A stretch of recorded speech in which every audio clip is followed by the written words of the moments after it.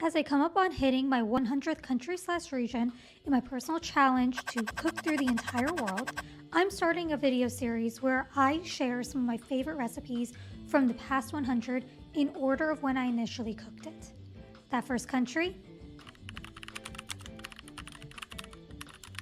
Ethiopia, the East African country that boasts one of the oldest cuisines in the world, since the first anatomically modern humans are thought to have come from this area.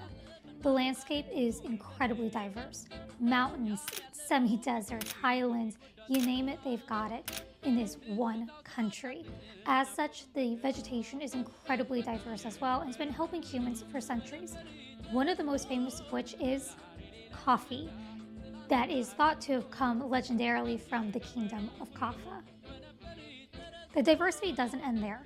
It also extends to Ethiopia's inhabitants. There's a variety of ethnic groups throughout the country, all of whom have had tangible impacts on the Ethiopian cuisine we know today. It's not unusual to find Amhara dishes next to Gurage dishes, next to Oromo dishes. Additionally, this diversity extends to religion. There are some common rules, though, across these religions. For example, pork. It's a rare find because the Orthodox Christians, Jews, and Muslims all avoid it for religious reasons. Also, if you're vegan or vegetarian, you're in luck.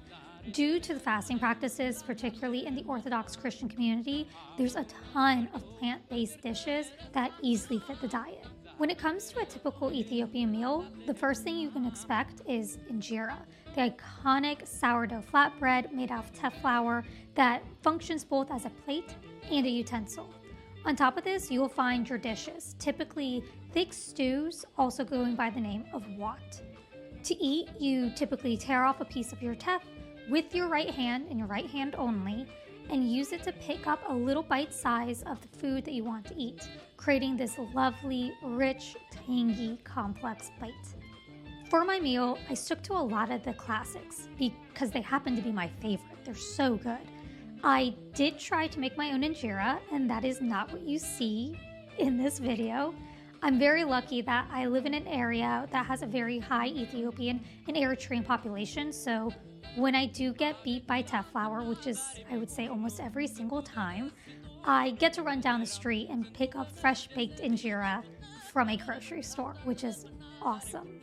As for my entrees and sides, I've made dora wat, a chicken and egg stew that happens to be Ethiopia's national dish, kikalicha, a yellow split pea stew that is also one of my husband's favorites, shiro wat, a ground chickpea stew, mizur wat, a red lentil stew, one of my favorites, tibs, sauteed beef with onions, tomatoes, and spices, and timatim, a refreshing tomato salad.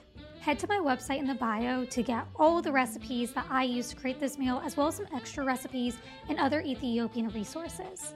In the next video, I'll be showing how I make things like babere spice and nitakibe, both of which are crucial to Ethiopian cuisine, as well as showing off my injera failure. Until then, remember, there's a whole world waiting for you in the kitchen.